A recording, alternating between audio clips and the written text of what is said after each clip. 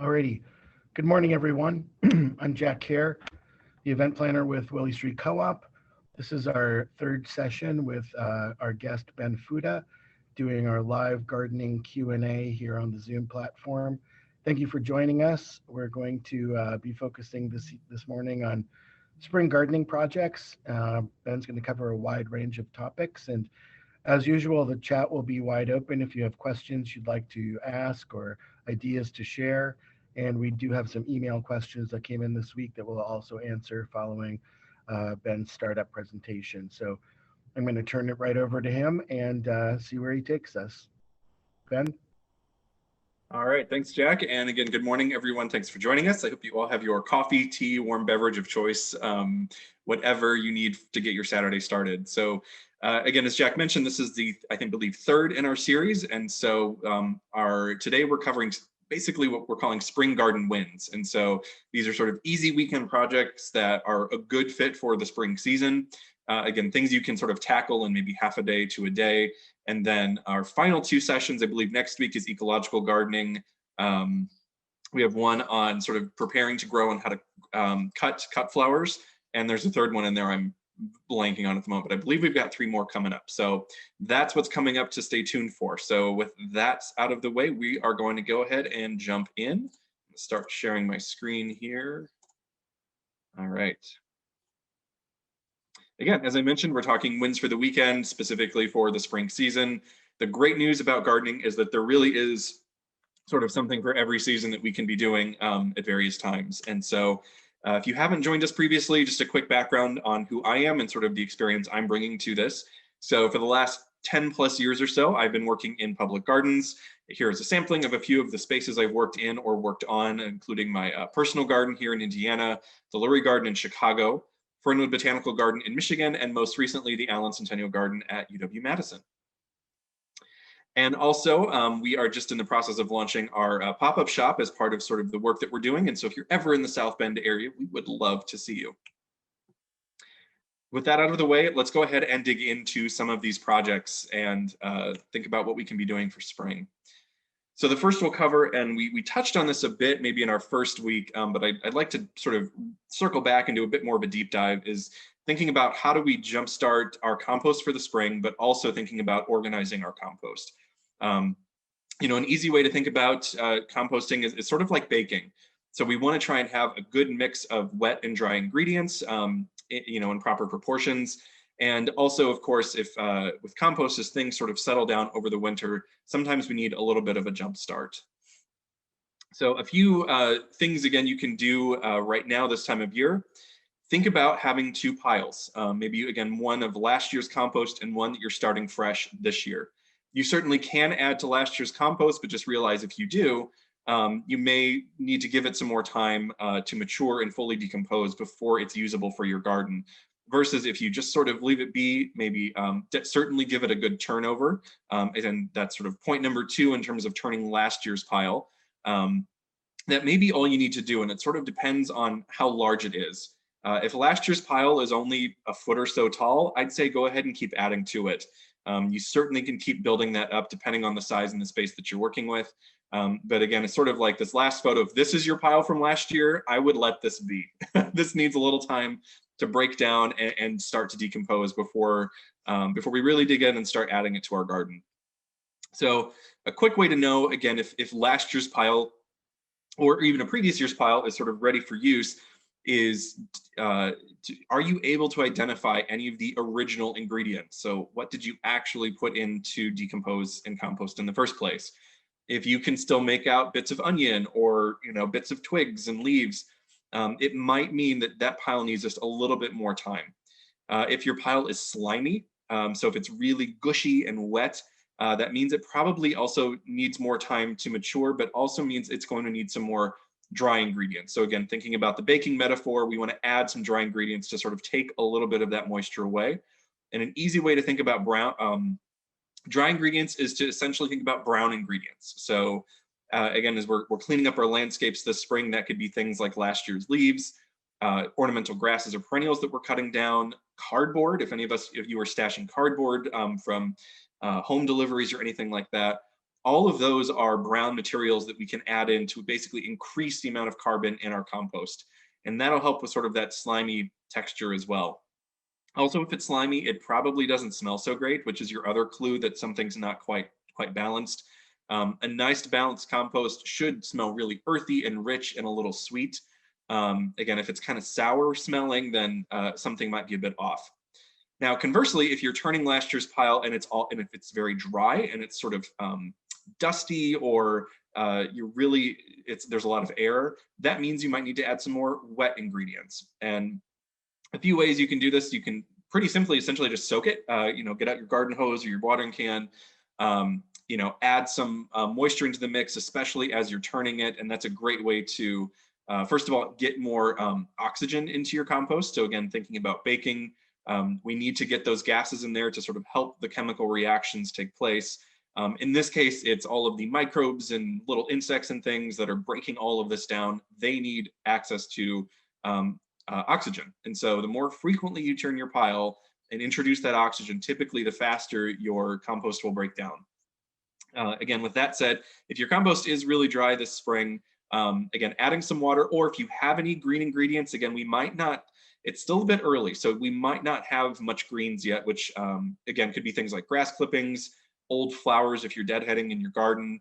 Kitchen scraps, of course, would count as sort of green and wet ingredients. But again, depending on the size of your pile versus the amount of kitchen scraps you generate, it may feel like a big battle to tackle. But certainly you can start adding those wet ingredients now, especially if your pile is dry. But in the short term, just adding a bit of water can help to jumpstart that process as well.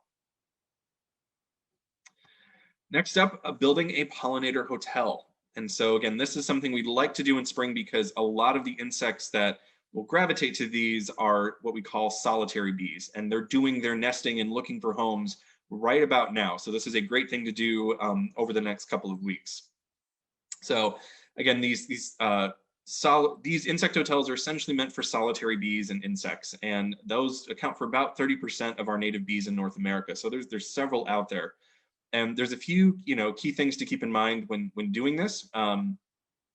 Beware of, I would hesitate to maybe buy a pre-made one if you see these in stores, especially if you see things like pine cones or, other sort of things just that feel sort of shoved in place.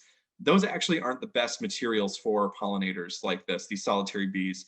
They are really looking for sort of long cylindrical holes, again, thinking about plant stems or holes in logs.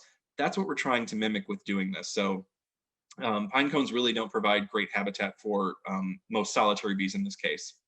So what you can do, and again, also the smaller they are is typically better, because the larger they get, it can feel impressive to build these huge condominiums essentially for pollinators. But over time, as those little cells get used by insects, they can attract mites and other pests, which actually cause greater harm to the insects you're trying to support. And so the smaller the hotel, the better in this case. So bundles that are maybe 4 to 6 inches around in diameter are perfect. That's what we're looking for. So you can use something like bamboo. If you either have some old garden stakes that you want to recycle, you can certainly buy new ones. You can also use some of last season's perennials, especially any perennials that have sort of membranes in between their stems. So, again, this is why bamboo works so great. Every, 4 to 6 inches, there's a little sort of, elbow joint almost, again, with the membrane in between, because these things need a back to them. We don't want them to just be open. If you can look through something and see light at the end, that's less than ideal. But if you're building this and you're going to shove it up against a wall or a rock where it has if you're using basically a birdhouse without a front and it has a wooden back, that should work in a pinch. But we really are looking for those plant materials that have some kind of membrane or sort of barrier on the back. When you're placing these in your garden, make sure they're sheltered. So again, we don't want them to get too wet, which can, again, invite mold or other pests and diseases. They need a bit of shelter. And make sure they also are facing the sun. And again, this helps them to stay warm and to stay dry, because if they're facing away from the sun, again, can encourage some of those not so great things to come into play. You can also use pieces of wood. So if you're doing if you have a tree that came down, if you, it's a little bit more difficult to find logs, but this is maybe if you're doing some aggressive, tree pruning in the spring or removing any trees, If you're doing it in wood though, look for hardwood specifically. And so these would be things like oak and maple. We don't want to use things that are softwoods like pine or cedar because they essentially can splinter as they dry, and that's not great for what the insects are looking for. So as you're drilling holes into this wood, drill them in various sizes. And when we speak to size, we're talking about the actual opening of the hole on the outside of the wood. You know, for your depth, you can go as deep as most drill bits, again, maybe 3 to 6 inches, depending on, again, the size of the drill bit you're using, and drill a variety of holes because this will attract a variety of insects. If you do them all the same size, it's only going to appeal, you know, think about when you're looking for an apartment or a house, 1 bedroom, 2 bedrooms, 3 bathroom, whatever you're looking for, it's sort of similar to insects, and that there is not, you know, they're all looking for something different. So drill a variety of holes. And again, making sure if you're using wood that it is untreated. So nothing that's painted, nothing that's stained. You know, stay away from, you know, decking wood that might be, you know, treated to last long as a decking material. That has toxic ingredients in it, and that will, of course, not be great for our insects. So using untreated wood.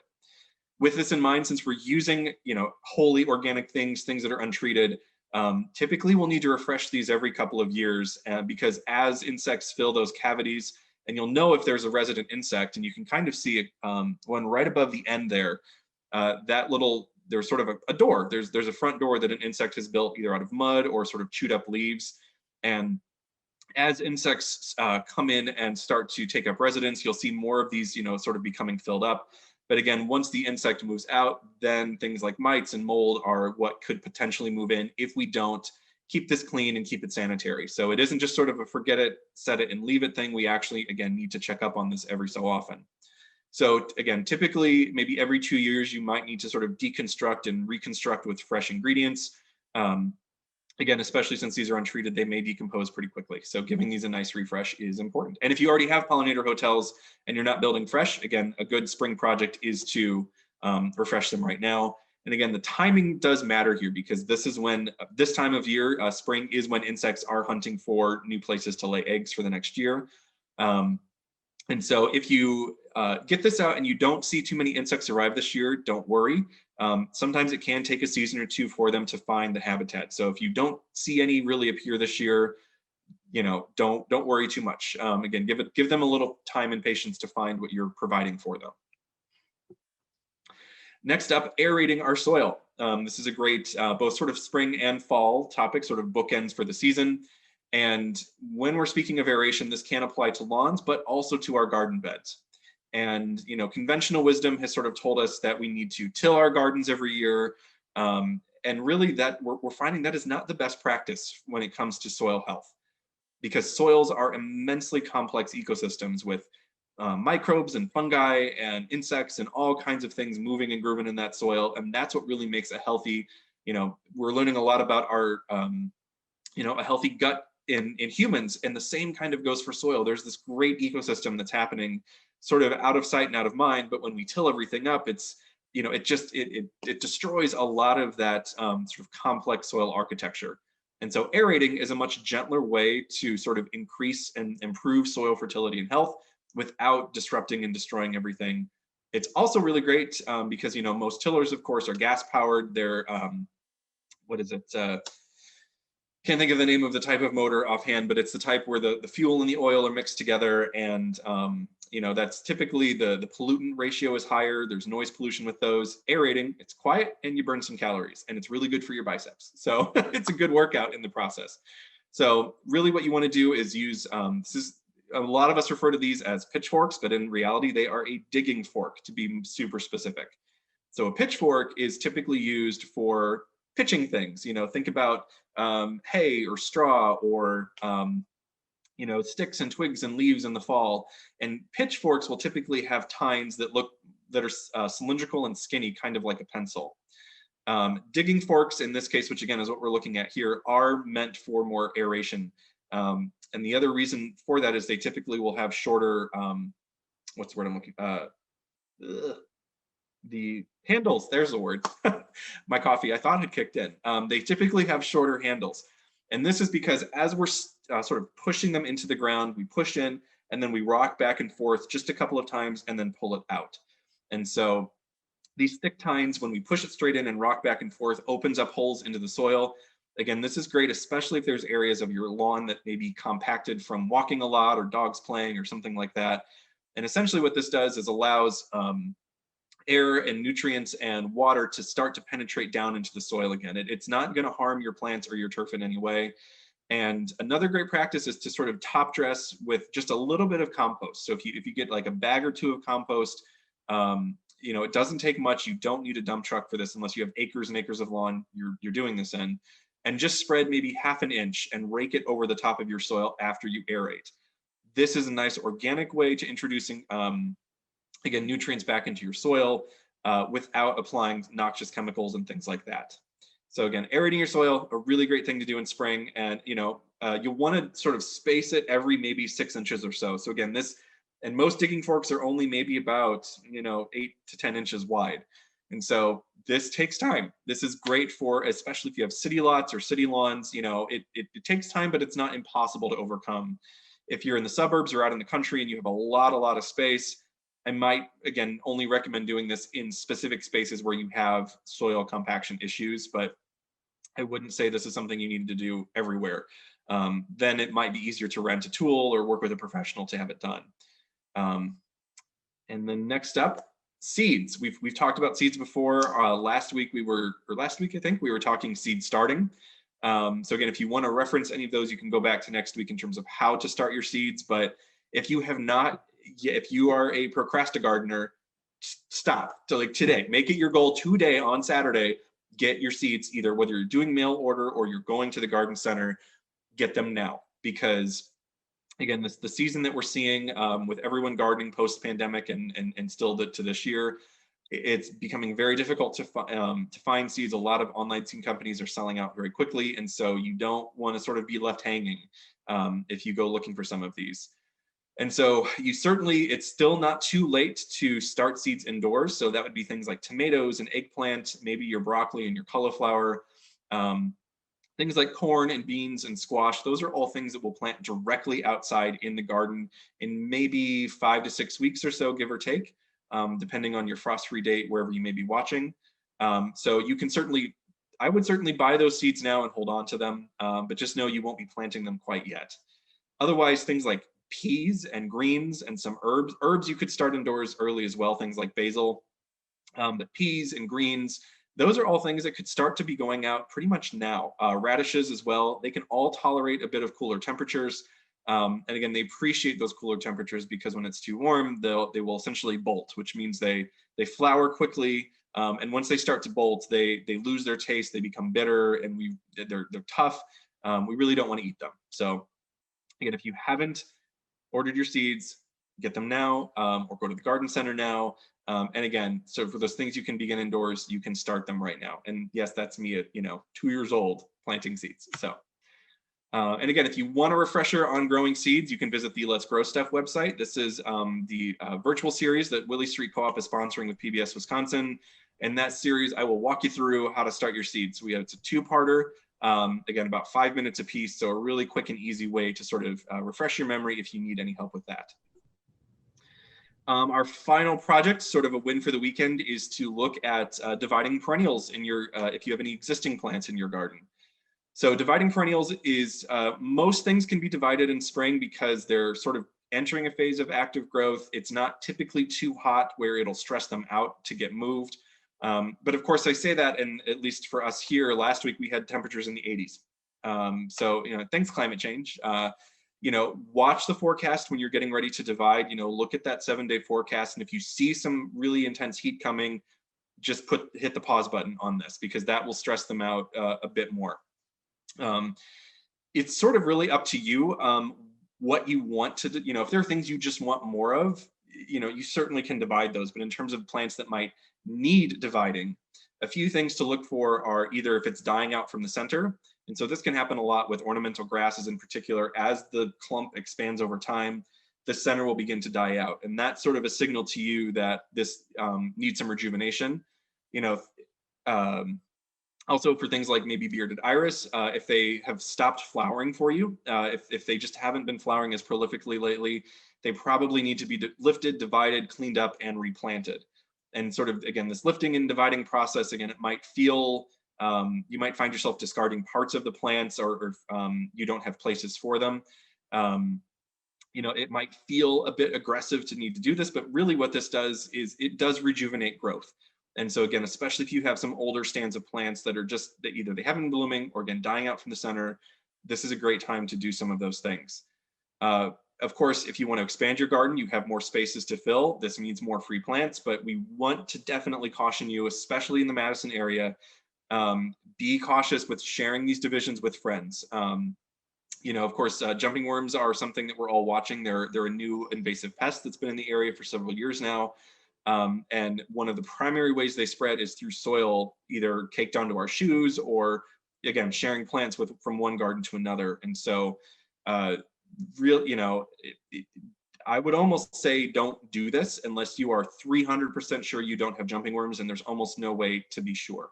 One thing you can do if you're desperate to share a plant is wash off all the soil with a hose, get all the soil off the roots, and create a very, very, very gentle bleach bath. So we're talking like 5% bleach to just like a little tablespoon or so to a gallon of water, and just dunk the roots really quick in and out, and then wash them off again. And this is sort of a way of saying, but then that plant needs to be replanted fairly quickly. But again, that is a lot of work, and it is not still it's still not a be all end all solution. The best way to share plants these days with jumping worms really is to start things from seed or buy from a reputable nursery. Most nurseries should be jumping worm free. Most of them are watching out for this now. So the biggest reason we would divide perennials nowadays is to make more plants for our own garden, or again, to rejuvenate old growth and sort of re-encourage flowering. Biggest thing, again, get them back in the ground ASAP. Do not let them sit up above the ground. The best time to lift and divide is either early morning when temperatures are cool, or at the end of the day, again, when temperatures are cool. But high noon when the sun is directly above and it's beating down and there's a breeze, we want to be outside, and that's a beautiful time for us to be out there. But that's when the plants are essentially respirating the most. They're losing the most water through their leaves due to that heat. And moving and dividing things at that particular high noon time of day can actually be more disruptive. Again, if you get things replanted and give them a drink right away, even if they look lush and even if the ground is moist, wet them, give them a drink anyway. That's the best way to sort of set them back up for success. But the other reason we water right away is to remove air pockets from the soil. Those air pockets are just other places where the roots can dry out. And so watering sort of helps everything to settle into place really nicely. A couple plants to avoid dividing this time of year. Again, if you do have bearded iris you need to move, we typically like to do those in summer, sort of July and August. But if it's still early enough, if you do it this weekend, you can probably get away with it before it's too late. But if you don't do it this week or maybe next, I would wait until summer to do those. Also, peonies are one that a lot of people want to move and divide, but this is not the time to do that. Those are really something we like to do in fall. Again, it can just, right now, you can move them. They might live. They have really, if you've never seen a peony root, I mean, they kind of look like, if you know ginger, I mean, they're just these big, big, heavy, durable roots. Moving them will usually break a few in the process. There's no easy way to get around it. And again, those are just easier done in fall as the plant is going dormant, and it just is less stressful for them. So again, there's a few things we want to avoid, but again, grasses, most other flowering perennials right now, it's a great time to divide. And with that, those are five sort of, again, wins for the weekend that you can be doing here and now. A couple things that I wanted to mention as well as sort of an honorable mention. We've just sort of passed the point of fruit tree pruning. So I was going to include that, but again, with the warm temps we've had, we've probably missed our window for that. So if you have fruit trees you want to prune, I would actually wait. So once trees start to bud out and you either see some green on the tips or they've started to flower, that's sort of your signal to step back and wait. Typically, the rule of thumb is sort of between Valentine's and Tax Day are the times when we want to aim to prune fruit trees in spring. We're getting real close to that April 15th line, but again, as warm as it's been, I would say we're probably past our window. So I would not, maybe just give it one more year or plan a summer pruning for your fruit trees, but I would not do I would wait on the spring pruning for right now. So yeah, I think that's what we've got for today. So Jack, I will turn it over to you for any questions that have come in. Yeah, actually, I'm really glad that you just touched on pruning, because that was definitely one of the things that I wanted to follow up on with questions, but you also reminded me that I have been growing blueberries, and I am worried that I didn't prune within that window, that I did it a little late. I think I did it after our first session because I sort of had a panic attack. So went out and pruned them, and then now is there any way for me to know if I did that too late, other than, obviously I yield nothing? Is there anything that will give me an early warning? So good news is the shrubs so blueberries, currants, things like that, those are raspberries too. Raspberries, if you have big old canes in there that are maybe 2, 3, 4 years old, those typically, well, actually not the 2-year-olds, we're like the 3 or 4-year-old canes probably. You can go and still thin those out right now. It's not too late for that.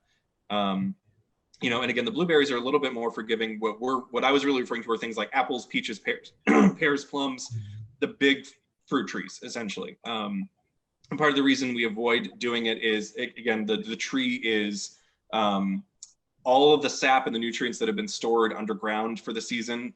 As things warm up, it's all coming back up to sort of, get the growth cycle started over again.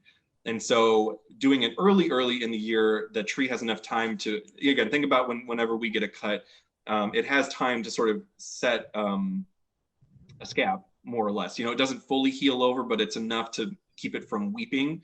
So, if we prune a tree too late, especially now in spring, things like maples too, or would be prone to this. If any of you have a maple tree and you go cut even a little twig off this afternoon, it'll just be gushing sap.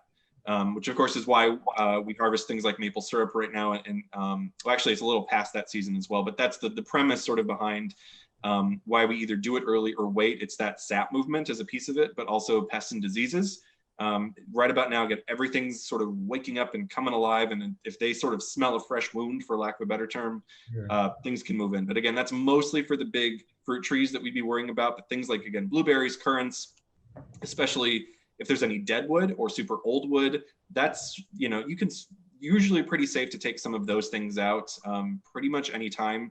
But if it's sort of live, vigorous wood, it's, as long as you did sort of like cut them down to the ground flush, you're probably okay. Especially if you did it a couple of weeks ago before the temperatures really, really warmed up, you probably are okay. Okay, that's good to know. I put in a Jonathan apple tree last year, and I heard, I don't know if this is an old wives' tale or not, but well, actually, how about I just ask you if you can tell me if there's a way to identify what to prune, which branches to prune, and then I'll tell you what the old wives' tale is that I heard. Sure. So for fruit tree pruning, and I'll do my best to tell, this may be one of those where showing's easier, but essentially, for fruit production sort of relies on light being able to sort of come down through the canopy. And so, when we're growing fruit trees, we're not growing this sort of ornamental tree that we'd normally want, this nice round shape and a big thick canopy. We sort of want things to be really open. But also think about when your tree starts to get older, fruit is heavy. And so, especially if we have a really good year and your tree is setting a lot of fruit, your branches might start to pull down to the ground. And so, especially you're working with a younger tree, as it starts to grow, you want to look for maybe 3, 4 maximum sort of main architectural branches. More is not better in this case. You want sort of fewer architectural pieces because those limbs will get bigger, heavier, and sturdier. If you leave too many of the little guys, again, those will just not be as strong as those big, architectural ones. And again, if you've driven past any really old orchards, it's usually the stump and then again 2 or 3, maybe 4 big sort of architectural limbs that sprawl out from there. The other thing you want to try and do is prune so that you have what's called a whorl, WHORL, of those architectural stems. So all the architectural ones don't want to be on one side. Think of it kind of like a compass if you can, where you sort of have one going in every direction. And that way, as they grow and sort of spread out, as you prune, a light is able to, again, come down through the top and hit all of those branches and help all of that fruit to ripen. Again, if everything's sort of growing up like this, or again, all to one side, that is, it really thinking about light and sort of support and architecture. But I'm curious to hear about the old wives' tale. I have a feeling I know what you're going to say, but. Well, first of all, thank you. That's already very helpful. And I think just by hearing what you said, it kind of touches on the wives' tale, which is I was told that I want to cut the branches that grow more horizontally and leave the branches that grow more vertically. So it just reminded me of, those branches are searching for the light. They're, I don't know, maybe more healthy in the fact that they're striving for that light. And it tends to be that the lower branches, at least on the tree that I have, are the horizontal ones. So it seems very logical that I would cut those horizontal branches because they're also my lowest branches. So I don't know. Actually, flip that. Oh, tell So me how. your horizontals are going to be the ones that produce, and the verticals are typically what we call water sprouts, if they're the ones that go straight up, right from the stem. And typically so another way to think about tree pruning, especially fruit tree pruning, is a spring pruning encourages growth. So or stimulates more growth essentially, versus a summer prune. And this is typically maybe July-ish, somewhere in there, will suppress growth. So we do, the spring pruning is because you can see the architecture of the branches. A spring pruning is getting your architecture right, your balance right, sort of getting everything structurally pulled back into place. You're certainly thinking about fruiting, but the summer prune is really to pull back any of those vertical water sprouts that have popped up. And again, opening up more light back into the canopy to help the fruit ripen for the tail end of the season. What actually ends up doing the fruiting. And so another technique out there, it's called espalier, which is when people grow fruit trees sort of on flat, vertical surfaces. They aren't and Olbrich has a few great espalier in their herb and kitchen garden. But all of those are horizontal. So the more horizontal, the more fruiting you'll have. And the fruiting occurs on what's called spurs. And so again, they're just these little sort of, 1 to 2 inch nubs. And that's typically where all the flowering will happen, but those spurs only really occur on horizontal branching. So if you have any of those verticals, those are the ones, those are the ones to aim to take out in summer. I wouldn't hit them now, because if you do, it's just gonna piss them off, and more of them are gonna come out. So I would avoid those for right now. Excellent. I'm really, really glad that I shared that. That's a super good thing to know. And I have seen some beautiful espaliers, and especially I think maybe Western Europe or Northern Europe. I'm not sure, but Yep. I've seen some beautiful displays of what can be done horizontally. So thank you. I'm going to work backwards through your slide presentation and think Sure. about some of the questions that came up, and also intersperse that with some of the things that we've had. But I'm so glad you started talking about dividing up plants, because in our very first week, we had a question that we didn't yet address. But I think you did talk about it a lot with the presentation, but this is specific for hostas. And I think many of us have hostas. So is there anything special that you would recommend in terms of dividing up hostas? Or I know I have monster hostas. They are too huge to really handle. But and I also appreciate the advice on jumping worms, because after your first presentation on the jumping worms, I really don't think I would be sharing plants at all. But if I was going to share hostas, what would you suggest? Yeah, and again, as a side on the jumping worms, it really is a shame that they're here, because that is really one of the joys of gardening, of course, is sharing plants we love with people we love. And so it's just kind of, it's really thrown things for put us in a little bit of a tailspin with that aspect of gardening. But again, seeds, cuttings, also great ways of propagating and sharing too. But in that way, you can do dig and divide hosta now, and actually, again, spring is a pretty decent time because you can get at them, you can see them. I wouldn't do them in summer, just because they're not, some perennials, when you divide them, especially if you did them middle of the year, they might pout for a while, but then push new growth. Hostas typically don't do that. So if you were to divide a hosta in, say, July or August, when it's really hot and dry, they might just go dormant early and disappear, and sort of you won't see them again until the spring, if they make it through. Versus doing them now, the leaves are just starting to emerge. They're in sort of those real tight coils. And because of that, it's easier to handle them. It's easier to get the shovel in and divide without disrupting and destroying all the leaves. You know, your leaves this year the plant itself, not only are you dividing it, so you're making it smaller, you know, the stature of the plant overall might look smaller just because it's in recovery and it's sort of getting reestablished. But, you know, hostas appreciate water. So especially in a division year, I would keep them nice and moist. That doesn't mean daily watering, but just, you know, if we have a dry spell, if it doesn't rain for 4, 5, 6 days and it's dry and hot, give them a soak. Okay.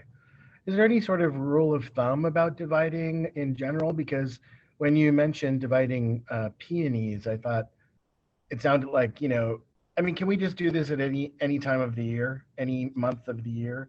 I mean, within reason.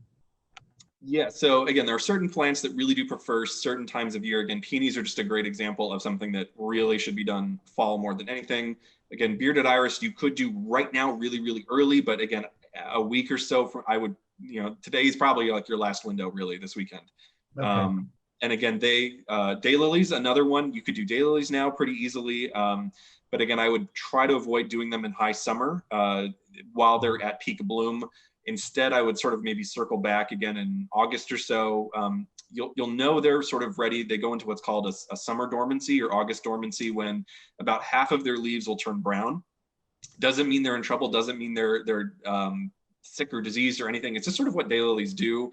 Iris do the same thing, where some of their outer, bigger, older leaves will just sort of they'll just sort of you know, abandon ship, and they do this to sort of again, plants will lose water through their leaves, and so especially if it's a hot and dry year, they'll just sort of lose a few leaves to make their lives a bit easier to conserve moisture and nutrients, things like that.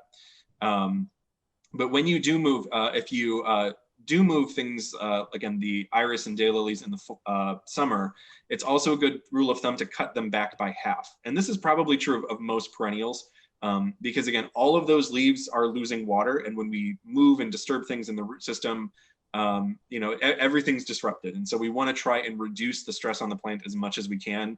So if your iris is, you know, there we go, like 2 or 3 feet tall, same thing for your daylilies, cut them down by half. And that'll help with reducing that, the water transpiration and loss, but it also helps to make the plant more stable, because those big plants are top heavy. The leaves are all over the place, especially with iris. I mean, they're basically big wind catchers. They're massive fan shapes. And so an iris basically get planted right at the surface of the soil.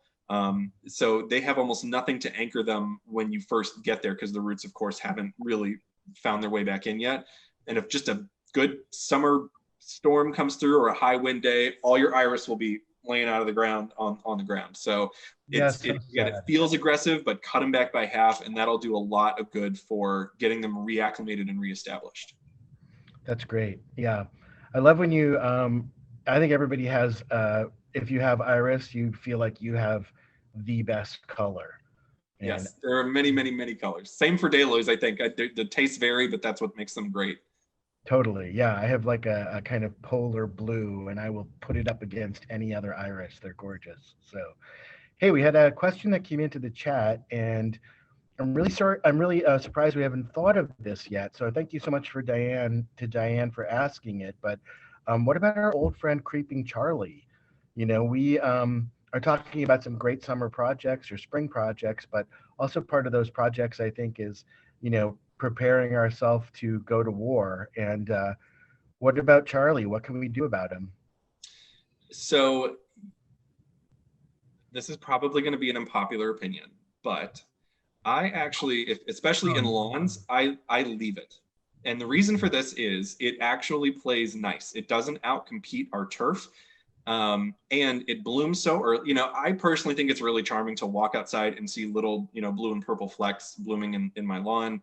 But I also leave clover, dandelions, violets, reason being pollinators.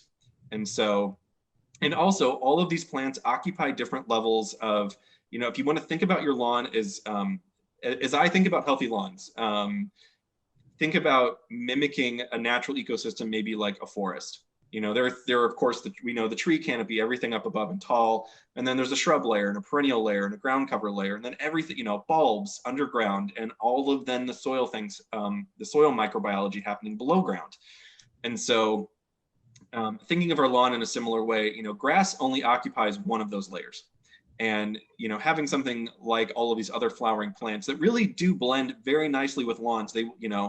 A friend a few years ago described something like clover. He said, if you ever slept on a mattress without a pillow top, that's grass without clover. And I went, wow, that is so, because grass can be itchy, scratchy. It's really honestly not that comfortable. Clover kind of is. Clover is like the pillow top mattress for your lawn.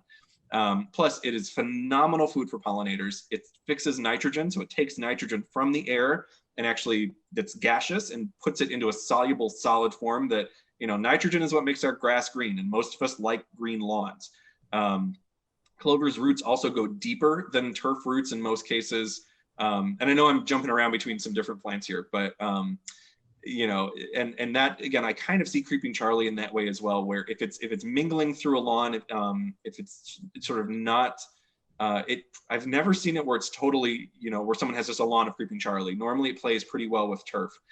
When it comes to garden beds, I know it can definitely be more aggressive. The good news is it's again fairly easy to pull, and because most of it just sort of grows, along the top of the ground. But that said, if you leave in just the teeniest little bit of a stem, if you miss a bit, it'll be back. So this certainly is a good time of year to get at it if you can find it. Again, it's just easier to sort of get in our perennial gardens and see and move around. That said, it also is probably likely more prone to grow where there's light. So if you have gaps between your plantings, again, big areas of mulch, and we'll cover this next week in a lot of detail with the ecological gardening talk. Gaps between plants are not something we see in nature. We want to try and fill those gaps as much as we can.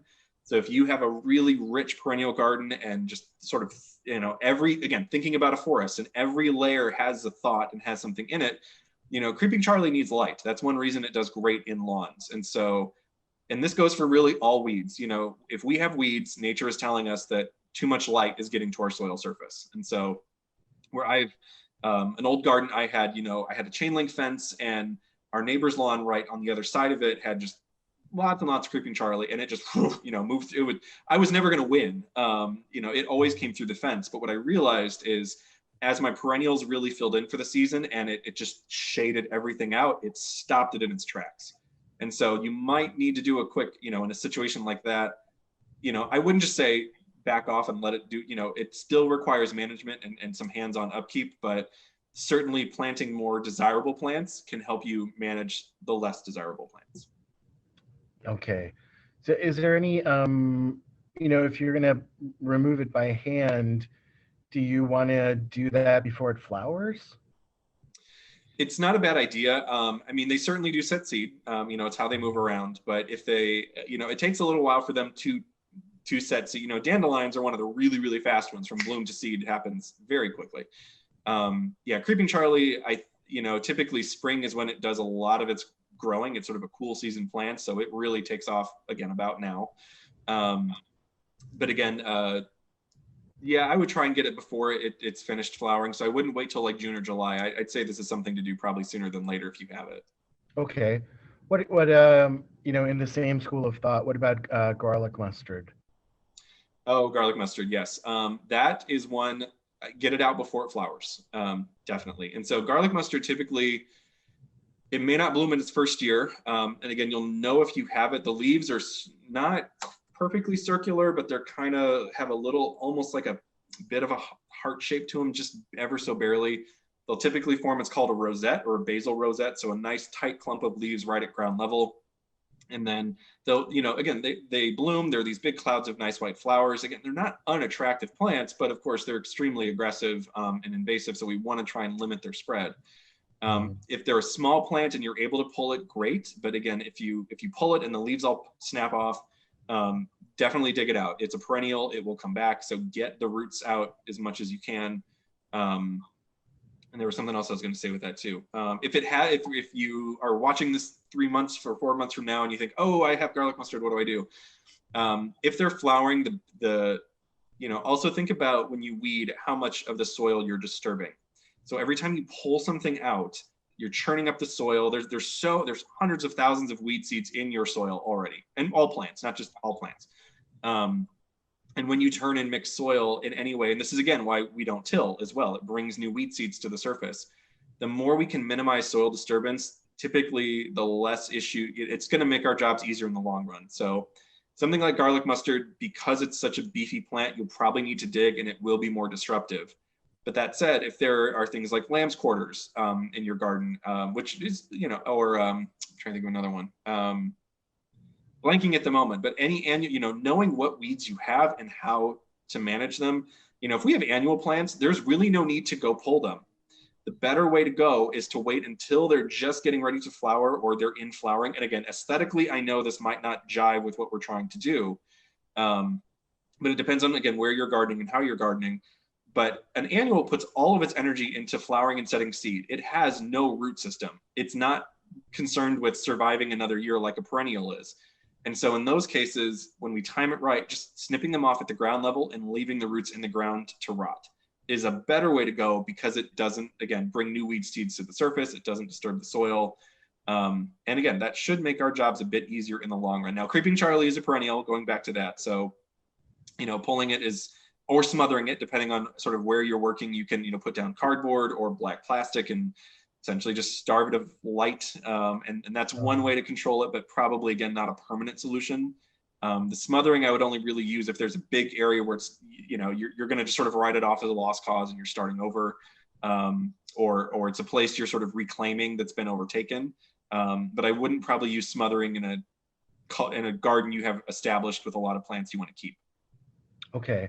Yeah, I bought my house about 10 years ago, and I remember when I moved in, my next door neighbor came over and pointed at the garlic mustard, which I had never seen before, and said, what are you going to do about that? And I said, oh, that like cute little weird flower. And she gave me a quick lesson. And I think the whole entire basis of our neighborliness is based upon me pulling out that garlic mustard. So perfect. Yes, absolutely. So one thing I wanted to touch on, based upon what you already mentioned regarding seeds and there being a kind of shortage of that, is for anyone listening or those who watch this recording after the fact. The co-op, we rely on Seed Savers as the company to supply us with our seed packets, and we are definitely a part of that shortage. We are restricted right now to about 15 packets per item. So, if you want basil seeds, for example, and you come into any one of the 3 stores, there's only going to be 15 packets there, minus what somebody has already purchased. So point being, if you're waiting to buy seeds, don't. They're not going to be there that long. It's not like other years. So you should come in and think about getting them ASAP. And this week, and I believe the week after, we're going to start having starts. So we'll have our seedlings in as well. So just something for everyone to keep in mind. Okay, I want to go through some of our questions here. We did cover some things already, but I wanted to go back to how, first of all, love a pollinator hotel. I have seen those, but I didn't realize that they were different from other kind of hive structures.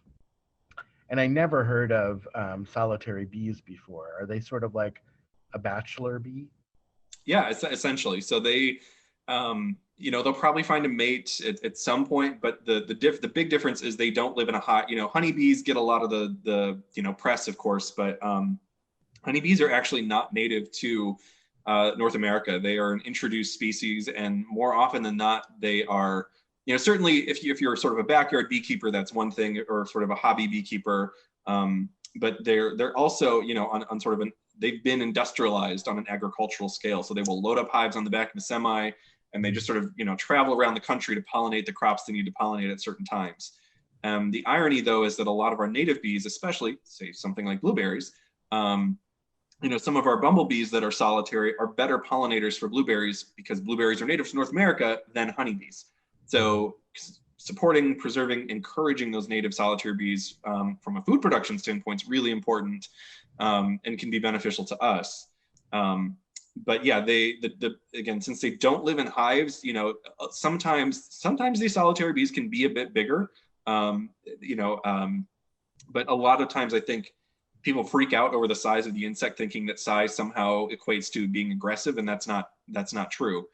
Really solitary bees are far more docile because they're not defending anything. They essentially lay their egg, they close up the hole, and they leave. They Yeah. put their egg in there and then they're gone. Something like a cicada killer, those big wasps that we see in summer that are, a couple of inches long and glossy and iridescent, and they're loud and they sneak up on us. And we may think, oh God, what is, they are so not even interested in us. They have so much other things to do. Yeah. But again, on all of these, Maybe one of them lands on your bicycle handlebars and scares you to death. Just saying. Very possible. It could have happened to any one of us. Yep. But again, they really aren't interested in us. And because they're not defending the hive, they don't create honey. Honeybees and others. When they're stockpiling that food, they have their young in that space. They get territorial and defensive, and rightfully so. Hornets again are hive formers. They group together. But solitary bees don't. So if you could sort of put this kind of wherever you want, and not worry about inviting, aggressive insects. I've seen people use these, nearish patios. I mean, this is something. It's kind of like feeding birds. It's fun to watch and see who's coming and going and what's happening. So it's not something that you have to worry about putting in your back 40. You could have it closer to the action. Okay, that's good. That's what I was going to ask, was about placement. Is it something you definitely like? Do you usually elevate it? I've seen people, the biggest thing I think is that if it's the openings are facing the sun, so it's sort of again, an east, south, west exposure, I wouldn't do north. And they're protected. So protected from, direct rainfall. So I think as long as those conditions are met, I've seen people hang them in the, sort of tree limbs and tree branches where the trunk meets the stem.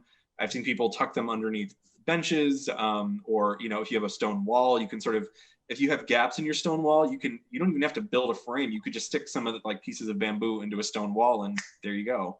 Oh, cool. I've seen people stack logs, sort of doing, log stacks as a way to sort of create a visual element, but also, and a log stack too encourages all kinds of things. I mean, you've got snakes and amphibians and mice and, spiders and other insects. So it really becomes a really big wildlife community, not just, the solitary bees, though, are really looking for those hollow stems with the back, or cavities in wood. That's what they're most interested in. Okay. I'm sorry to jump around, but I mean, I wanted to go back to composting because it's been something that has come up every week, and I think we covered it rather well, but I did have someone question whether or not it's okay to add worms to your compost bin. Is that something that might just happen, or is it something do you want them there? As long as you're adding the right ones, it's fine. So Right, typically, yeah, you don't just go out to your garden and pick some up, because again, there's a chance they could be jumping worms, and we don't want to encourage that. But if you buy, say, red worms or night crawlers, the red wigglers or night crawlers, those are typically, and again, I should also say most worms are not native to North America either. Those were introduced from Europe. They just aren't having the same impact on our local, but they've been here for, hundreds of years at this point. But really, it's when the glaciers came through, it kind of wiped out most of our, North America worms. So that said, yes, like vermicomposting, so that's using worms, is, they can certainly chew through things. They love it in there. They can help to speed up the process. If you're a fisher, you can harvest those worms to go fishing. So in that way, you certainly, it's not anything I wouldn't do. I would just not say, oh, my neighbor had some worms, I went and dug them up. That I wouldn't do. Right. I would get them from like a bait store or someplace that, know what you're buying and where you're getting it from, and just sort of, conscious sourcing matters. So. Do you think that, I think maybe my friend is thinking that speeds things along, And it might. And again, the worms typically, again, they like moisture. So if you have a really dry pile with lots of brown ingredients, I might wait until you can get more wet ingredients in there and more sort of greens and other things later into the season. But yeah, as long as your compost is pretty well balanced, they should be pretty happy there. Great. We also had a question. I don't know if we're going to have enough time to get into it, but you got anything to say to us about projects related to setting up rain barrels, or why does my garden want a trellis? Sure. So rain barrels certainly are good for, I think it's a question of scale when it comes to rain barrels, whether they're worth investing in. Also aesthetically, some people love it. There certainly are ones that are really decorative out there. Again, it depends on your taste and potentially your neighbor's taste, depending on where you're putting this. That said, they are good, especially if you're growing in, say, containers, or you maybe just have a couple of raised beds that don't necessarily need a lot of irrigation. A rain barrel might make a lot of sense in terms of just, it might provide everything you need in terms of water. But if you have, a several thousand square foot big vegetable patch and it's in your backyard, I don't think a rain barrel is probably worth it. Because you're going to have to haul that water. Rain barrels typically don't have the water pressure that a spigot would have. So you can't run a sprinklers, off of unless you put a pump somehow on it. And of course, the barrel size is limited. So I wouldn't use it if you have big settings, but again, it's great if you just need a watering can full or two for a window box, or again, a couple containers, small raised beds. That's a really great way to use them. And the other piece as well is if you have houseplants. So most houseplants do not like city water. Rainwater is a beautiful source for, I would go to that any day over anything else for taking care of houseplants. So in that way, it could be worth it too. I think mentioning houseplants makes me think that it might be a good idea for apartment dwellers to set up, see if, the landlord or whoever would allow it, because then, if you have a green thumb, it's a great thing to have access to. So. Yeah. And what you said, what was the other half of that question? It was rain barrels and, trellises. Yeah, trellises. So, I think of course there's the decorative trellis, but is there any pragmatic reason to have a trellis? Yeah. So there are certain things, so trellising, yes, certainly can be aesthetic. But there are some, peas, for instance, are things, and if you have climbing pole beans, you don't want to just let those go along the ground. Like, that is not good. They first of all, they want to climb. Their natural inclination is to climb. Also, that'll assist with harvesting. If they spread along the ground, good luck finding the beans and the peas when they're ripe. Trellising, you can see it easier. From an access perspective, there's maybe a little less bending over. They might, be 3-4 feet off the ground. You can also think about natural trellising. So again, looking into the Three Sisters planting method that indigenous cultures have used. So for instance, pairing green beans with corn stalks, and the corn essentially provides the trellis for the beans. I've done the same thing with sunflowers as an alternative. The beans trial up the sunflower stems, and then you've got 2 in 1 essentially. Also vertical growing. Those are some plants that sort of need vertical support. You also could do things like gourds and squash. I wouldn't do, watermelons or cantaloupes that are big, because most trellises probably can't support that. But if you're doing, there's those micro cucumbers where you probably also need to be trellised. They don't want to run along the ground. But that's a great way to make use of, again, if you're growing in really limited space, maybe in a tiny urban lot or something like that, look at all of your surfaces. Grapevines, perennial vines, hops, if you wanted to do home brewing. Those all need support. They have to have something. They go vertical. They need something to lean on. They don't want to just be sort of in an open field. That won't end well. So, yeah. Have you seen there's an image that was kind of being passed around a couple of years ago of a trellis kind of hallway where they grew decorative gourds, and it was just so cool. So many different kinds of, beautiful, ugly gourds. Yes. The one thing I will say with trellises is don't forget the, especially if you're doing edible plants, crop rotation still applies. So if you grow gourds here one year, don't do them there next year, move them around, cucumbers, beans.